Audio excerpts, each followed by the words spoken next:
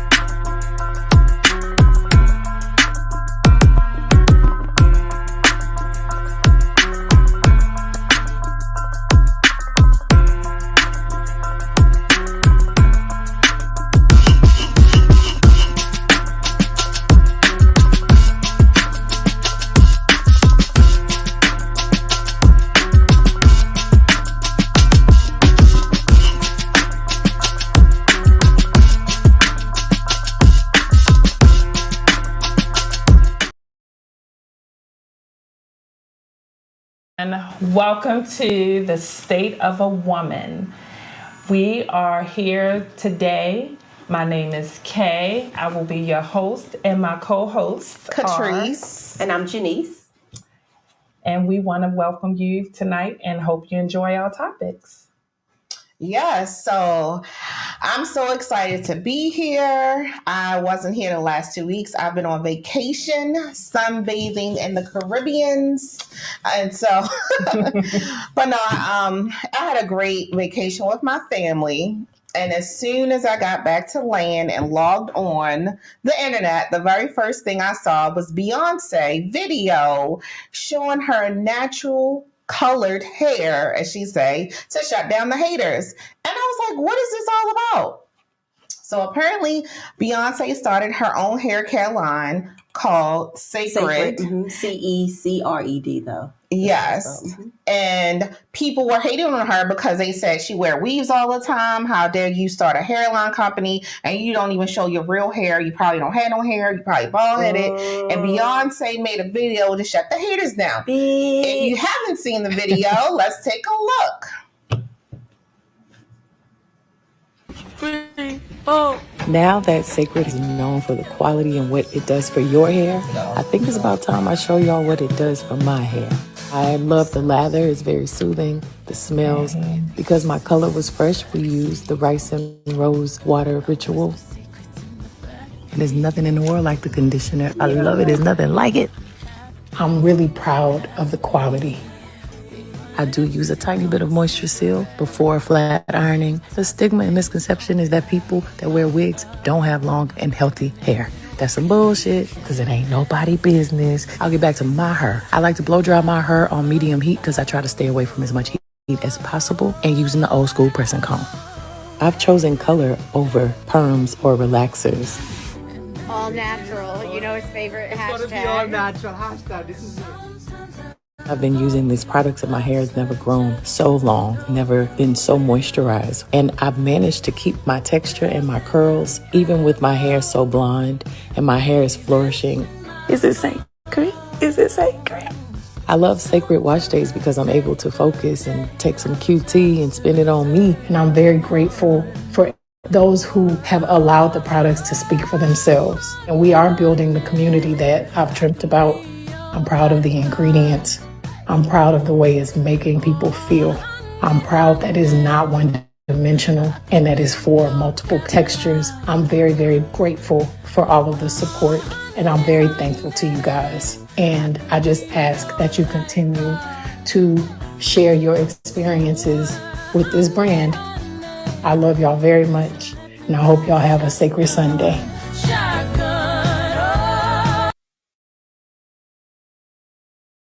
Yes, Beyonce. She showed those tresses. I love it. I think I'm going to try the product. But I understand what she's saying as far as people, you know, they hating on her because they say she wear weaves and things like that, but they don't understand just because you wear weaves don't mean you don't have hair. Like I wear weaves all the time because I'm always hot, but my hair is down my back. But if I go outside with my natural hair, I'm gonna look like a whole lion by the time I get in the car. So I get why she wear protective styles because it should be protective styles and not saying just because you wear fake hair or because you wear braids or whatever you don't have hair. That's not true at all. Her hair is absolutely beautiful. Yes. And I'm not growing my hair that long. My hair can get really long, but that it gets on my nerves. Like I'm at an age where I want it to be cut. Literally, as Black women, it's a lot to manage. Our hair is a whole job. Okay. Wash days. I love that everyone's been showing their wash day videos to show what we go through. But by now in 2024, we should be able to dispel the myth that Black women hair don't grow. It grows. And whether we want to wear weaves, braids, locks, coil it, however you want to do your hair, like, I love that people are embracing, first of all, their natural hair more. But even if they don't, if they want to wear weaves, by now we should all know, doesn't mean you're bald head. Okay. So thank you, Beyonce, for again letting people know that that's still an ignorant myth that Black women hair don't grow. And mind your business. Yes. So what you think about her hair? I don't have an opinion either way about her hair. I mean, listen. You glad she did it? I mind the business that pays me. I mean, good for her, but I don't really have an opinion about her hair. Her hair is beautiful. Her hair is absolutely beautiful. Is. And hair, as we get older, our hair texture change, our skin change. As we get older, we have to kind of change up our self-care routine for many reasons because of, y'all know the big M word, menopause. Talking about changes. Right? Peri-menopause, menopause. Those things really affect our hair, our skin, our nails, our mental health. It affects us in a lot of different ways. So the fact that Beyonce is showing a way to care for your hair is great, but we can also talk about some other self-care things at this stage. I don't know if you guys, are you pretty much pre-menopausal? I was considered post-menopausal. Oh, you completed? No. What? No. Post-menopausal just means that you have gone 12 consecutive months without your cycle. Right. So I'm 3 years in. Right. So I still have symptoms of menopause. The only thing is I don't have my cycle, but I still get hot flashes. Okay. Thank God I don't get mood swings. Okay. At all. But it can affect a lot of different things, your hair, your skin. When I was in perimenopause, I didn't know that one of the symptoms was itching. And I used to itch really, really, really bad at night. It was only at night, and I could not sleep. Nothing helped. What age were you when you started your premenopause? So I was like 46. Okay. I was 46 when I started my perimenopause. According to research, menopause can last anywhere from 5 to 10 years. And they're also stating that Black women tend to menopause longer than any other race. A couple of years ago, I felt like I was in premenopause. I went to the doctor. The doctor gave me a test. It was like, yeah, you're not in premenopause. I'm like, the devil's a lie. Like, I know there's changes in my body. I know I'm hot. Like, I knew I was changing it. So I don't know if there's a pre, but I was like, nah. So I have to go back and get tested again this year because I'm definitely noticing some changes, and the itching skin is definitely one of them. It's like an uncontrollable itch. What is your experience? Do you have any experience with I have all that. The itching, the mood swings, the hotness. This my fan over here is my favorite fan. I don't leave home without it. You know how people, that I don't leave home. I don't care if I have a little purse this big. My fan is in my hand. Yep. I'm carrying it wherever I go. Mine started early because I had I got a partial hysterectomy. So wow. When I was 36. So I've been going in it. I guess since I'm 45 now, so within the last 2 years or so, like the mood swings and the emotional things I go through is more obvious now than years ago. The hot flashes started probably immediately. I would say probably within 6 months of me getting my hysterectomy. But Wow. yeah, the mood swings, like I'm gonna be transparent. Like Easter Day, I was boo-hoo crying all day long. And my husband was like, "What is wrong with you?" And I was like, "I don't know. I don't know." Like I literally could not stop crying, and I couldn't explain why I was crying. I had no idea why I was crying. And it was freaking me out, really, because I'm like, why am I crying? Like I was asking myself, why are you crying? And every time it was just weird. It was a weird space, a weird feeling. And then I felt alone because I was like, am I losing my mind? Am I going crazy? And I finally got myself together. But then, I had some friends call and pray over me and things like that. And y'all were wonderful. And they was like, "Girl, you got this." And I'm like, "I don't know what I got." But yeah, it's horrible. It's a whirlwind, and you don't know what you're going to get at any given time. 1 minute we're sitting here talking, and the next minute I'll just break out in a sweat. So you don't really know. And sorry, you get the mood swings. I definitely get the mood swings too. And I've been exactly where you were with the crying, just feeling like, I don't know why I'm crying, but just feel so overwhelmed. But I expressed to my husband that one day, and it's like trying to put it to words. And I told him one time, I was like, I feel like I'm in a box and I don't want to be in the box, but I can't get out the box, but I don't want to be here. So I'm crying here. And, and it's like, but I can't really articulate exactly how I was feeling, but he empathized as much as he could.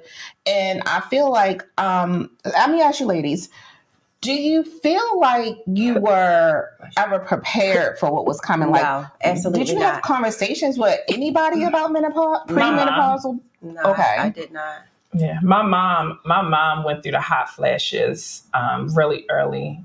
In her 40s as well. And I was watching her and she was like, this is ridiculous. Like one day my mom, and I did the same thing.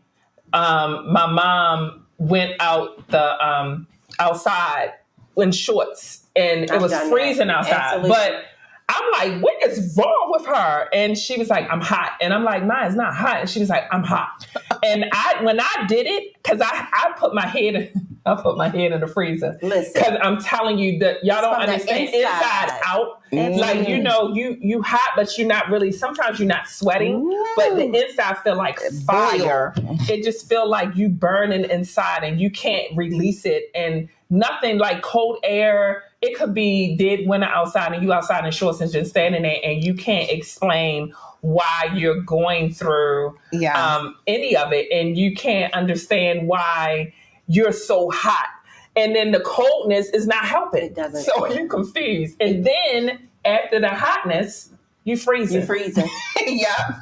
Absolutely. You know who can explain this best? Yes. Who? Tabitha. Oh, yes. Can we play the video, please?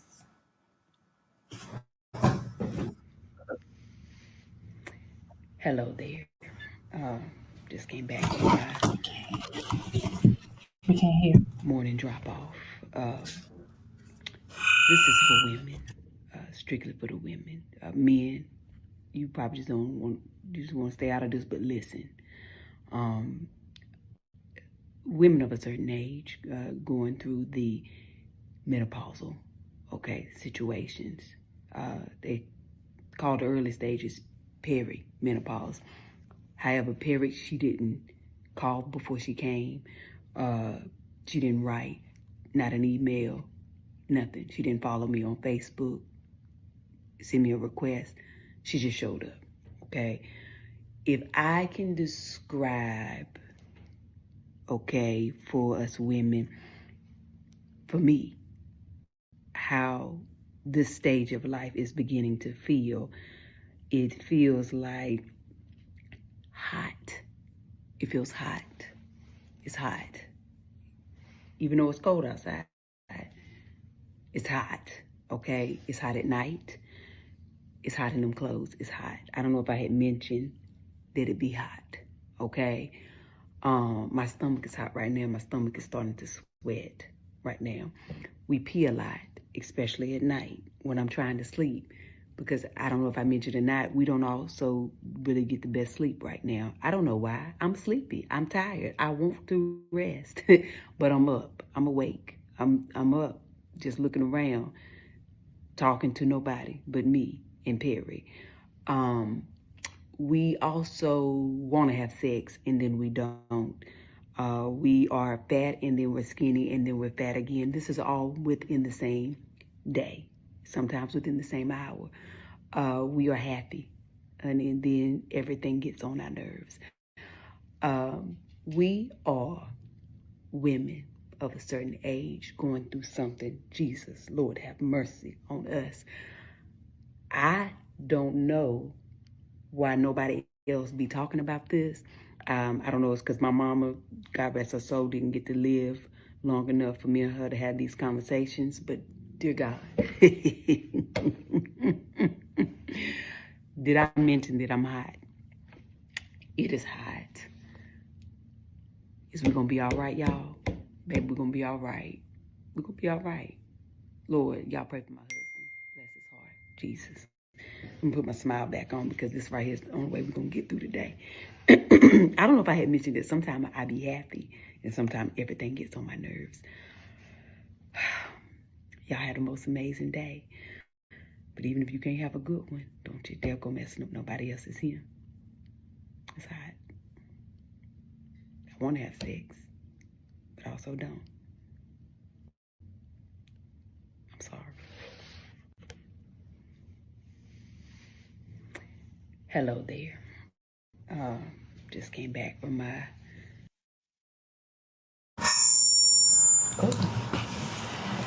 Right. Yeah. So Tabitha let me- explained it best. Like, you don't know if you're coming or going. You don't. One minute you're happy, next minute you sad. When you sad, you don't know why you sad. You crying, you don't know why you crying.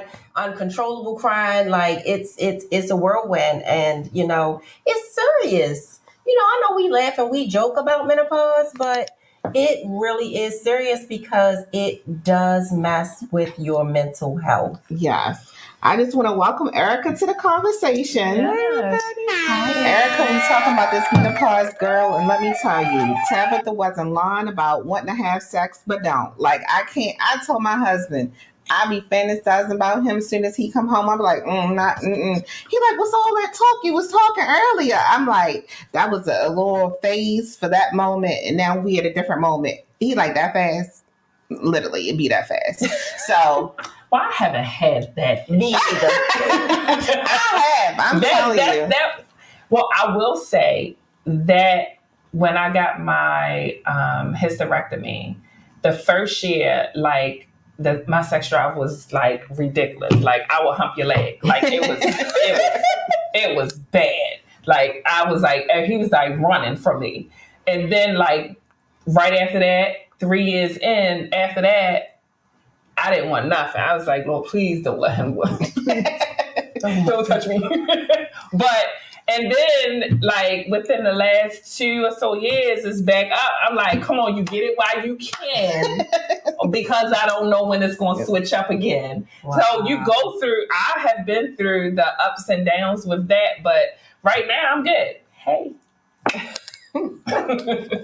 Well, one of the symptoms is like vaginal dryness. Yes. And so I'm just transparent. I don't feel like I'm like dry, but I don't feel like I once was like I was before. But I don't feel like it's like a desert either. Right, you know what I mean? Right. So it's like, it's different. I'm just really seeing the changes in my body and just learning. Like it. Did you have a hysterectomy? No. You haven't? So it's just... So I'm just at the pre-menopause stage. Okay. Are your cycles irregular? Because that happens too when you're in perimenopause. You know what's interesting?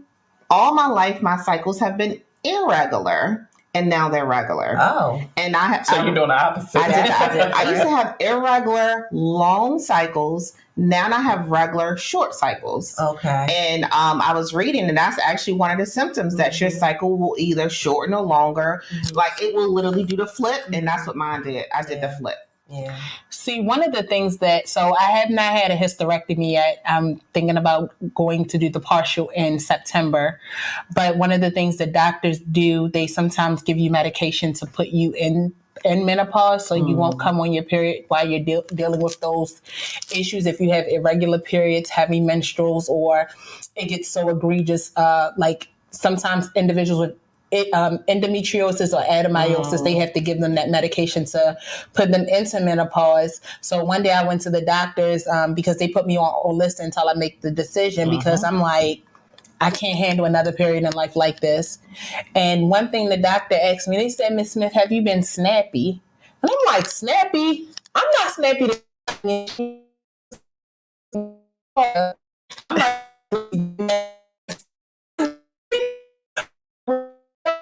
They said they would also have to do hormonal therapy. So my mom told me about her hysterectomy, and because my mom's in her 70s, back in the day, they took everything. And she was so upset because her body went through so many changes. And she said, had I known now what I've known, I would have kept my ovaries, because every function still works. Hormonal wise, she felt like she would have been better. But, it just goes to say, even with the premenopausal and the medication, we have to be careful about the birth control and the medications that they give us to control our menstruals and our hormones, because it puts you in menopause to premenopausal stages. Now, when you stop the medicine, you go back regular, but then you have to deal with all the things that come with it. So what she did, I had that for 2 years. So I was in medicated menopause. They gave me that for 2 years. My periods was to the point where I felt like I was having a baby every month. Yes. Oh, wow. I could not go to work. I could not function. It took me out for at least 2 days straight.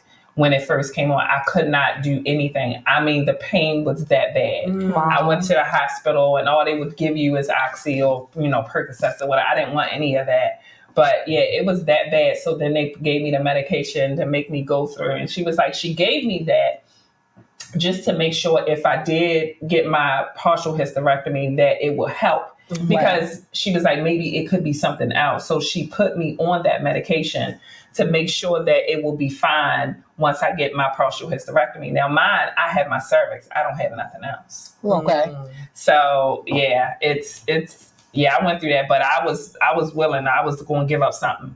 A child, a leg, or something like. I was like, this pain gotta go away. It's a different type of pain that goes across your stomach. It's like someone is balling their fist and sliding it across your stomach. Mine was more like a knife. Oh, nice. And it's really not so. Like my situation is complex. So even when we were talking about like me and the whole year and stuff like that, she said it could be contributed to the medication, because you may not, because I'm pushing you into menopause.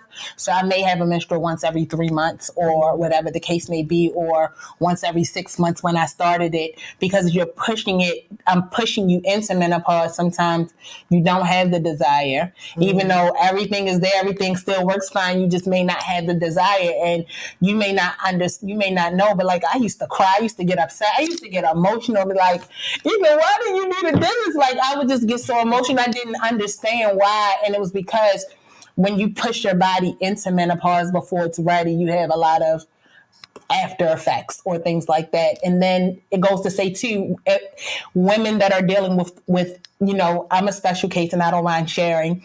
I have something called a bicornuate uterus, but when they did the sonogram, they saw that I had 2 uteruses. Oh, wow. So I have a left and a right. So it's like double time for me. So 2 menstruals, 2 everything. Like, oh my gosh. Yeah. So I had like a lot going on. So they even went to see, okay, well, if we take the right one looks fine, is the left one that's giving you problems.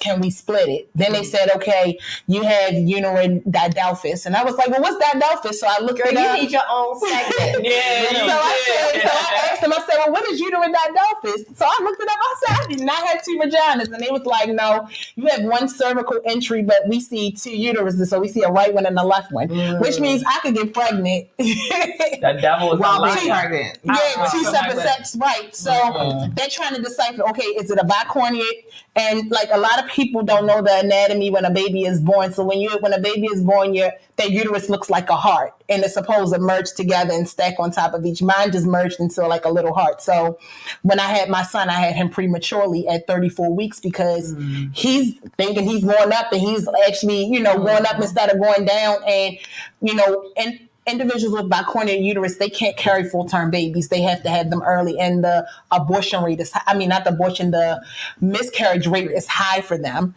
But it's just like, it's a complex. So it's just like, Miss Smith, we're going to give you till you're 42 to decide if you want to have another baby.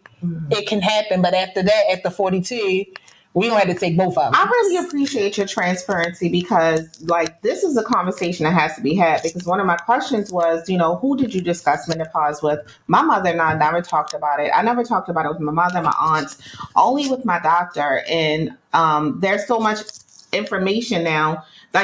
When going to the doctors now, you almost got to equip yourself with information, especially, unfortunately, as Black women, we have to advocate for ourselves. So you sharing your experiences like this is really, you want to help someone know what type of questions to ask, or even I've not even heard of this before. Yeah, it's so many different types of uteruses. And when you go to, that's why I always say, have a GYN, have an OB, get those sonograms done, figure out what's going on. And everybody talks about endometriosis. Nobody talks about adenomyosis, which is inside the uterus, which individuals that have C-sections are prone to it, because when they close you up after a C-section, if they don't close you up correctly, what they do is they sew the tissue into the muscle. So when you go to cramp, or some women has those clots, it's developing outside of the muscle. The tissue is trying to grow like it's inside, it's outside of the muscle. I had a whole lot of scar tissue, and it causes pain. So you have to, when they say cesareans, they pick vaginal births over cesareans. It's really like adenomyosis grows over the years, and it gets worse and worse and worse. And the only cure for adenomyosis either is a hysterectomy, or you just carry out those heavy periods or everything else until you go into menopause. Well, my menopause was, my hysterectomy came from, I was in all that pain and no one could figure out what I was going through. It's an actual program that my job had at the time called Best Doctors. So basically what they did was took my history of everything that I had going on with me. And it's doctors all over the world that studied what I had, my medical records and everything. So what they found out is I had my tubes tied, okay? And then I had ablation done. I don't know if anybody know what ablation is. It's when they scrape off some of your, I think it's a cervix, I'm not too sure, but they make it so you don't have a heavy period. But because I had my tubes tied, and I had the ablation, the blood had nowhere to go. So when I had my period, it was turning into a balloon. Oh, wow. So that's why I was in so much pain. And that's why I had to get a hysterectomy. You're not supposed to, if you have your tubes tied, you're not supposed to get the ablation done. They didn't know that? Nobody knew that. Well, that's why I got it done. And a lot of people is going through pain right now and don't realize why, because some doctors really don't know that was the case. And the doctor that I was going to at the time didn't know. If I didn't go to the Best Doctors, and people from all over the world studied me and told me what it was, I'll go to a doctor now in Towson.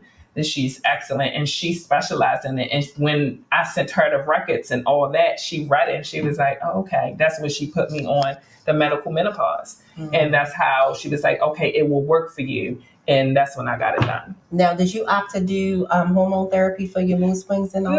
No. Girl, let me tell you something. If I got to take pills every day, I'm not the pill taker. I just want to, but I'd be so scared. Like, I have a timer, so at 10 o'clock, I'm supposed to take, they put me on something called Olissa. And if you miss your dose even by an hour or 2 hours, you won't come on within 8 to 24 hours later.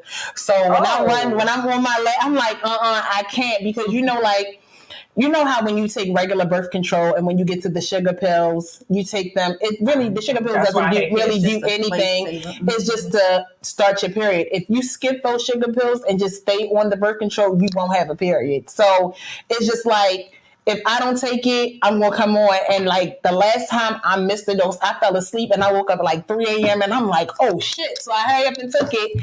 But next 3 days later, I'm calling my boss like, I gotta work from home today. I'm not coming home every hour. I need to work from home today. And it's just that bad, but it's just like it goes to say what women actually we go through. We go through We much. do, because I watched an interview with a primary care doctor who herself is a female, and she was saying when she went to medical school, she really didn't understand. They did a thing about menopause, but it wasn't in depth. It was more in the GYN department where they did more in depth, but the primary care doctors didn't. But she realized menopause affects so much of your regular health that she herself had to decide to educate herself for herself and for her patients. And I even asked my primary care doctor, I asked him, I said, do you know how, are you familiar with menopause and how it affects women? He told me no. Mm-hmm. And so I was like, okay, cue to self. So I'm actually looking for a new primary care doctor because I'm only going to get older, and these things affect so many other things, your bones, your skin. And menopause never even crossed my mind when I was having the symptoms that I was having. Yeah. Like it never even crossed my mind because all I could think about with menopause was hot flashes and mood swings. Literally. Nobody ever talked about any other symptoms. Thought I was at the beginning stages of dementia. I told my husband, like, I'm trying to remember. Yes. I remember nothing. I thought something was really wrong with me. Like, I'm up here playing mind games. The games that help your mind. It was like, it wasn't that I couldn't even remember. It was just like a blank. I said, it's scary because it's like, it's stuff I know. And it's just blank. It's not even like another option. You know when you go upstairs, and you like, I know I came up here for something. Or you're trying to complete a sentence and you like, if I'm talking to you, I'm like, I know I forgot what I knew. That was my topic. ADHD. It was menopause. Okay. That's a topic. That's a whole topic. But I'm gonna tell you about this. My doctor, Dr. Carol Ritter, she is with VIP. It's called VIP Health, I think. I'm gonna get that information to y'all. But what she does is you have to pay a portion. It's a certain amount of money you have to pay, but you can pay it with your HSA and FSA and all that.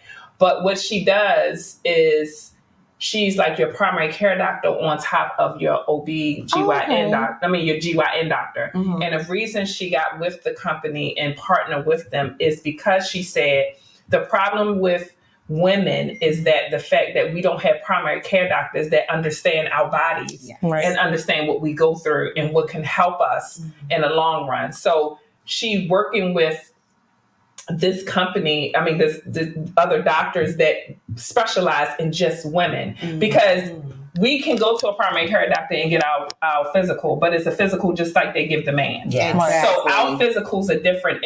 And when you go with her and you go under the VIP system, they take you through all these different tests when you first start. Like I had to get different blood work and everything. And it just they go over everything from top to bottom.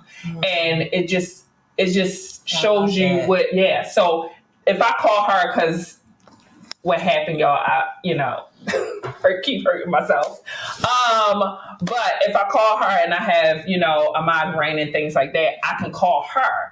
And she give me the medicine that will work for me as a woman. Yes. And not the regular medicine that they would just give everyone. So it's a great well, please be sure to get that information and share, because I'm looking. I also found this organization called North American Menopause Society. You go on that website, you plug in your city and state, and they will give you a list of doctors who also specialize in menopause. So as women, we have to continue this conversation, and I know we can't get all the information out in one night, but I feel like this is such an important conversation. So much has been shared. It will really help and enlighten people. So thank y'all for y'all transparency. Yeah. And I think also with menopause comes with your mental health. Yes. Mm-hmm. Yes. So mental health, we go through so much with our bodies, but then we don't think about what's going on in our mind. Yes, because chemical imbalances are real. Yes. And listen, I'm not ashamed to say it. Sometimes you need a little pill to help balance your hormones. You do. Other than that, you're going to be an emotional roller coaster of a mess. And I just want to also put this out there because there's some people that's all about holistic health. And then, and if that's the path for you to embrace holistic, eating certain things, exercising, which are all those are important, but some people will not take any medication. It has to be 100% natural. And if that's your path that help with your mental health, that's great. But if that path doesn't work for you, I tried it. So that's why I just want to bring fought up it like the point. a boxer. Not to take medication, and because I do all the things. I do my yoga, I do meditation, like I read, like I do all. Listen, I burn my incense. I ain't afraid. I smoke a little weed. Like I do all the things. I eat healthier than not most of the time. And I'm like, what the hell is happening? And I fought it for so long. I go to therapy, like I do all the things. And the way my therapist explained it to me, she said, imagine someone who has high cholesterol or diabetes, and they do all the right things. They eat healthy. They don't eat any meat, like they're vegetarians. Like they do all the things. And then you have a heart attack. Sometimes you could be pre-exposed as well. It could be hereditary, or it could just be simply another thing out of your control is chemical. Take the pill, Anna Mae.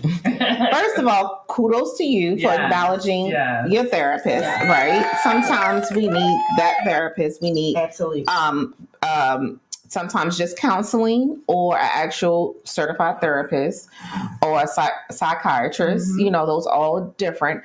But, I just appreciate you for being transparent, and it's about finding the path for you. Absolutely. But the most important thing is doing the work. Yes.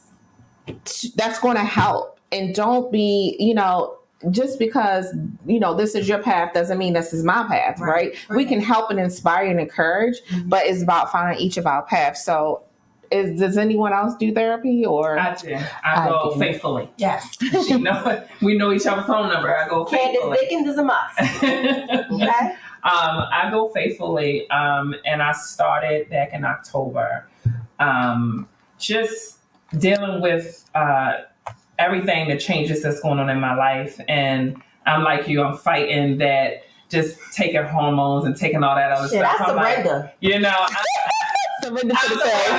I'm still struggling with it. But she had me on different medication. Right now we're starting with the the stuff that I can get over the counter and just see how that works. I also suffer with what you get over the counter? It's echinacea. What is it? I don't want to say it wrong. Echinacea. I'm gonna pull it up for you. But I know that's good for cold. Yeah, but no, it's not. I'm gonna show you. But yeah, so I go to her and she helps me through it all because I was really going through it, and I was like, I'm losing it. Just like y'all said, you was like, I was wondering if I'm losing my mind, because I'm like, I can't remember nothing. I don't know what's going on. I felt overwhelmed. And when I was younger, I can juggle everything. Everybody life. I'm juggling everybody life. And now I can't. And and my family sometimes don't get it. I'm like, you do your own stuff. You figure it out. And my husband like, you didn't remind me. And I'm like, I don't remember what I did. Like, I use my calendar faithfully. Yeah, if it ain't right my now. calendar, it ain't getting done. Here you go, right hand. And that's facts. I use my calendar faithfully because of the fact that I can't. St. John's wort. I can't pronounce this. Rhodiola, rosea, holy basil. Oh, and ashwagandha. Ashwagandha. Okay, yes. So that's supposed to help keep me mellow. So when I had my whole breakdown, y'all, she told me. So you feel like this worked? It actually is helping. I'm more settled and calm. You take 3. Check, girl. I will. I got it from Amazon, and it was, I just take it 3 times a day. I'm not good with pills, as y'all know, so I may get 1 pill one day and 2 the next and 3, but it's actually keeping me calm. I haven't had any, issues so far. So, I think mental health plays a big part. And if you feel as though you're losing a little bit, it's no problem with talking to anybody. But I know someone on here that said, do men go through symptoms like this stuff I think they do. I think men goes through it all. So it said, I can't. Okay. It says, yes, men experience a gradual decline in testosterone levels as they age. Ooh. Also known as male menopause, andropause, or late onset hypogonadism. Okay. On average, testosterone levels decline by about 1% a year after age 40. This decline is not as dramatic as women. Of course, it's not. Going through menopause, which occurs when ovulation ends and hormone production plummets in a relatively short period of time. I gotta say, I'm so glad that ovulation has ended for me. I'm just happy about that. Yeah, so it has its perks. Yes. Yeah, because I can't have no babies. Should men carry around cake? You know what? No, somebody else says it. Does menopause cause you to think that your man or husband is cheating on you? Wait a minute. No, seriously.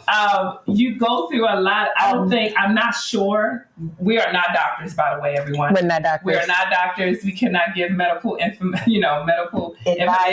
or anything. But personally, you tend to go through some changes when you think that your man or partner is doing other things, because in your mind you don't look or feel as sexy as you would have. Yeah. So not saying that they're cheating, but in your mind it's like, what is going on with them? Or you may feel as though they're not looking at you the same way.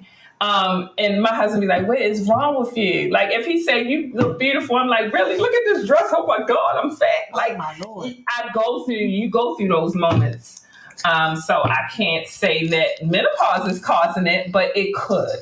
I feel like menopause could potentially contribute to, I know for me, I went on a health journey. I lost 56 pounds. I gained 55 pounds, right? And then on top of this, the menopause of feeling just the emotional unsurety, don't know why I'm feeling this way, all that stuff we discussed before. So you don't feel like your best self, right? And then sometimes you feel like, oh, will he still love me? Is he still attracted to me? And then you kind of go through that. And so, and that's when you and your partner have to talk about it and discuss it. So I wouldn't necessarily say cheating, but it will make you just question your partner's attraction or loyalty, or, just it can create a conversation. So someone else said, is mental health sometimes confused with spiritual health? Because I believe it is. I absolutely believe that. Absolutely, I do. Me being a Christian and coming from a Christian family,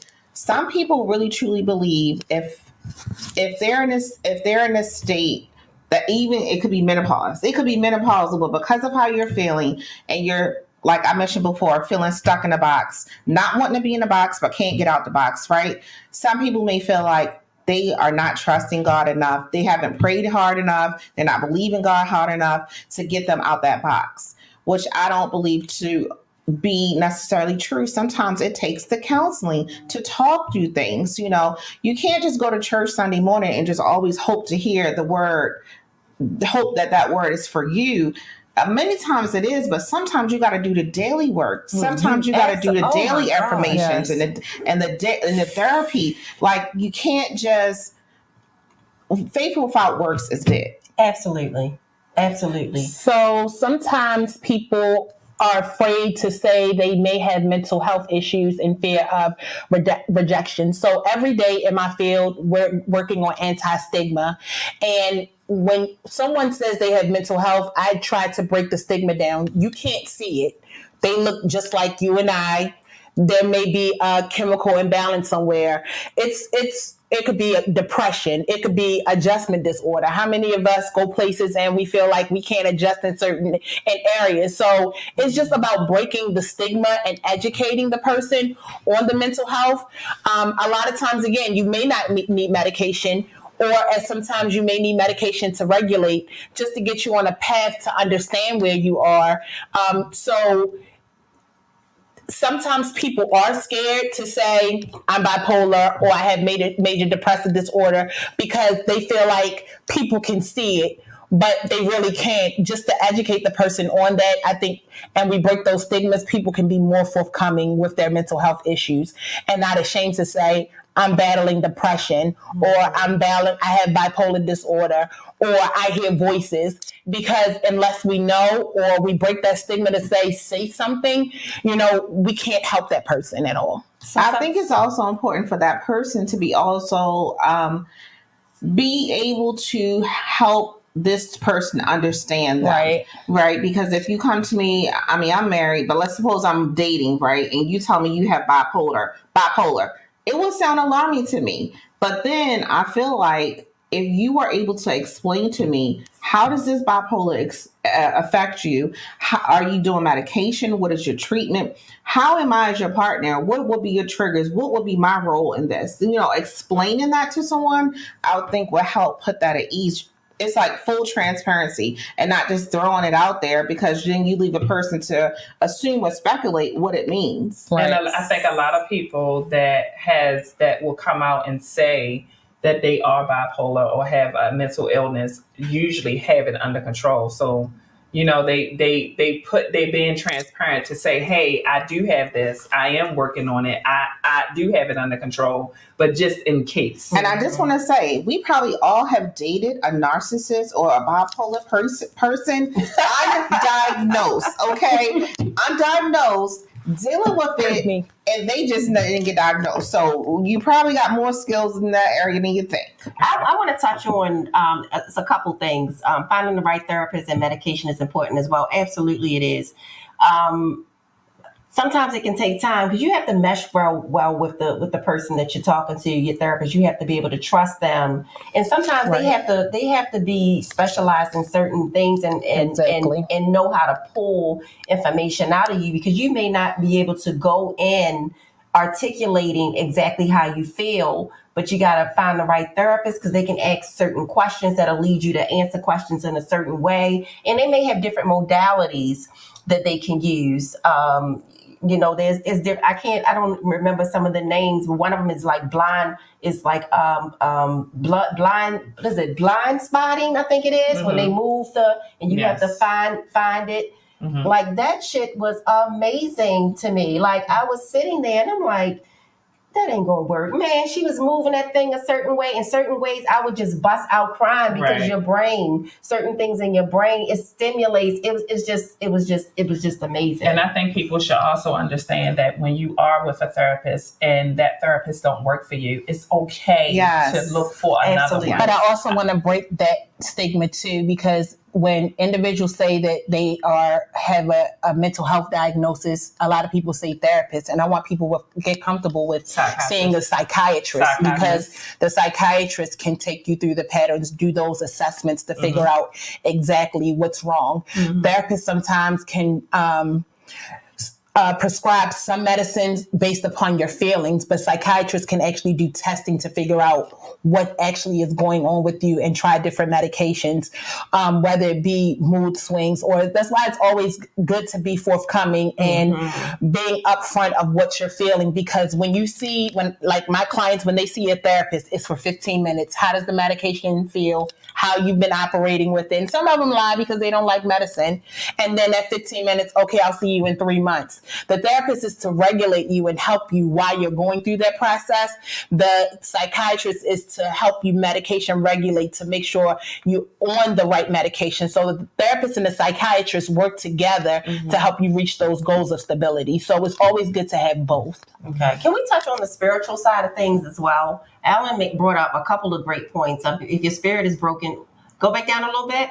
If your spirit is broken, you may display actions that will be, it disappeared, diagnosed as mental problems, as we are naturally spiritual people. Oh my God, if this wasn't my whole life, like for the past, probably my whole life, and I just didn't realize it, but the more I tapped into the spiritual side, the more I could see that the depression that I was feeling way before even menopause, that it was some spiritual things. That's probably another whole conversation though. Yes. But I absolutely agree that your spirit can be broken and can cause mental anguish that can feel like mental illness. Absolutely. And go ahead. No, but go ahead. No, go ahead. No, I was just saying in some situations, like if you go through something, and trauma does not have to be like always have to be sexual trauma, but it is something called trauma-induced psychosis. So a situation or something that you may be going through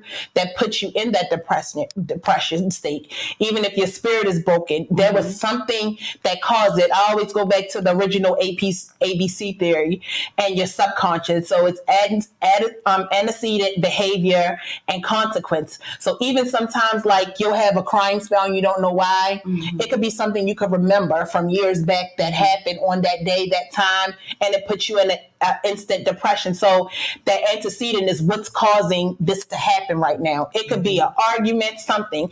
What is the behavior from it? You're crying, you're upset, you go into depressed mode. What is the consequence from it? You can't get out of it. So it's always that ABC theory. So it's always connected to something. So even if you're spiritually broken, that could be a sign of depression for situational. Some people go to therapists and have seasonal depression. I know I have seasonal depression. Every time my dad's death anniversary come around, I get depressed. I go into a depressed state. Some people may need medication to get them out. They know in this season, this is what happens to me, and I know how to handle it now. Now, do we want to say, oh, I'm going to be depressed in 6 months, so let me start my medicine now? It's just something that naturally happens. So some people go through seasonal depression. Some people go through seasonal psychosis. It's in seasons or situations that may have happened that trigger it. But, it's sometimes if your spirit is broken, like you said, it may be something that happened that broke your spirit, but it is still linked to it. I think also when you're going through a lot in your mind, my mind is always racing. I'm always thinking, what is the next thing I can do? What, even in sleepless, we didn't get on that topic. Not being able to sleep with menopause, just to touch that real quick because we don't have much time. But not being able to sleep is a big thing for me. I used to had to get 8 or more hours of sleep to even function. Now I'm lucky to get 5. Right. But my daughter was also telling me about meditating, and I'm so into my head sometimes that I never know. I was like, I don't even know how to meditate. Like I don't even know how. Can you? You got to do a meditation session. Yeah, I don't know how to. I'd be like, I truly believe that meditation and yoga have helped save my mental health. I do. I am so grounded today than I've ever been in my entire life. And I attribute that to doing meditation. And I'm sure like I used to have these misconceptions that with meditation, you have to be able to sit quietly and quiet your mind and don't have no thoughts. And that is farthest from the truth. okay. With meditation, all you want to really do is focus on your breath. That's it. Be easy on yourself. Always give yourself grace and focus on your breath. Thoughts come in. You don't get uptight about it. You acknowledge those thoughts. And if it's helpful, you can maybe say to yourself, thinking. And then let the thoughts pass by. Okay. And then you go back to the breath. Okay. So I know do you have the music in the background or So silence? When I started off using apps, and it was guided meditation. Okay. And it used to be really hard for me to sit for 5 minutes. Like that was really hard with guided meditation. But I kept at it, dropped it, kept at it, dropped it, picked it back up. And now I can sit in meditation for 30 minutes in silence. And that came from starting off at 5 minutes of guided. Like that is huge for me. Okay. That's huge for me. But you start where you start. And you just be kind to yourself. Even if it's 2 minutes, if you can sit and give yourself 2 minutes of being present with yourself, you owe yourself at least that every day. So I think my misconception was the fact that, okay, I have to do this for 10 minutes. No. I have to do this for 20 minutes. So basically you're just saying that we need to start off slow and then work our way up, just like in everything in life. Meditation is a practice. Okay. It's a practice. I'm glad that you brought up the fact that you don't have to have an open mind, because as a Christian, one of the big reasons why I was against certain meditations is because they want you to clear your mind. And I felt like I'm clearing my mind, but I'm opening it to receive what? And what am I receiving is the part that I just didn't understand and struggle with. So I'm glad that you cleared that up, that you're just focusing on breathing. Yeah. So, but as you grow in your practice, there might be something that you want answers to. I think that it's similar to praying, to be honest. Mm-hmm. Because you can ask God a question and go into your meditation and just sit, concentrate on the breathing, and the answers may come to you. Just opening your mind to receive.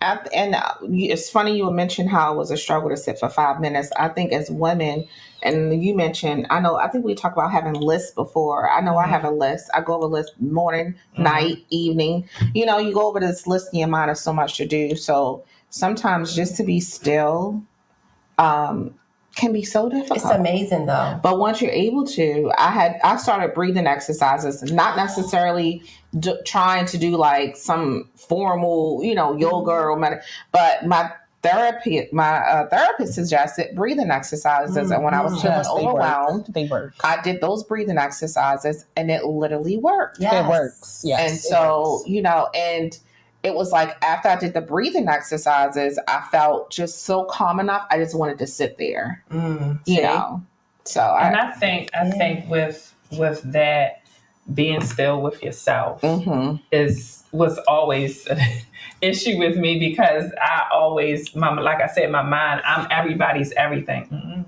I'm everybody's everything. So at the end of the day, I was just like, I tried it and I'm like thinking, but now that she told me just focus on my breathing, I'm going to try this. I'm going to try a good 1 to 2 minutes to make sure, and we're going to come back to this. And I think it's very good. Do it for a week straight. A week, okay. Give yourself, I know you can dedicate 2 minutes a day to yourself. That's our homework for the week. 2 minutes. And we're going to come back next week and just let everybody know how we did. That's going to be amazing. So let's just give people an example of what they can do. Yeah, so show us something. Okay, I'll let you do it. I was going to tell you what I was taught, but you okay, no, she's the expert. All right, tell us what to do. We're going to do it. So what I'm going to have you do is you're going to take a deep breath in through your nose. And as you exhale, you're going to softly close your eyes or just lower your gaze. Deep breath in through your nose. Slowly exhale through your mouth. Deep breath in through your nose. We're concentrating on the breath. Exhale through your mouth. And continue breathing at your own pace. This is not a race. Nothing else matters in this moment but your breath.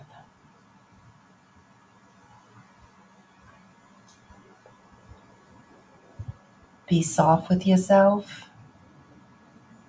Be kind with yourself. And only focus on your breath.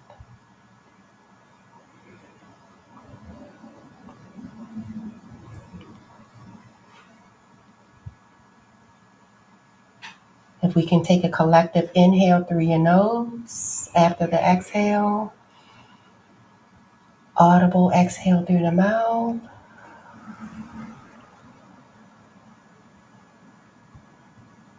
And gently blink your eyes open.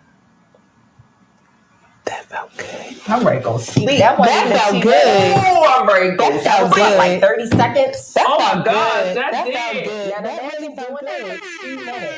And my therapist told me to be sure to relax my shoulders. Yes, When you I can draw dream, that Felt good.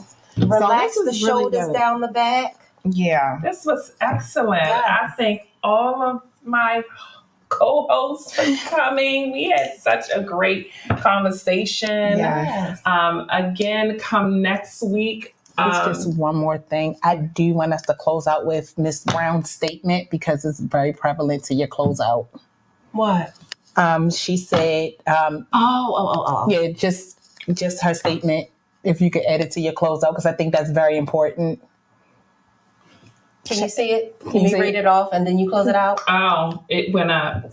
Go, Right there. Childhood trauma, relationship, finances, death amongst many other things can trigger mental illness. Mm-hmm. Having a great support system in your family and friends are helpful. Yes. Absolutely. Absolutely. Like, please don't be afraid to put in that group chat that I'm having a day, I'm crying and I can't stop. Like, somebody gonna come. You know what I'm saying? Yes, absolutely. And we don't have to struggle in silence. I know Yes. I've done that for years. We don't have to do that. And we just want to thank everyone for coming and listening to us. We are here every Wednesday at 8 o'clock. If we're a little late between 8 Give and us some 8:10, grace. give us some grace. We menopausal up in here. And we thank y'all for coming out. God bless. Y'all have a wonderful week. Thank you. Bye. I'm so relaxed. I really am. We still live. Oh, yes.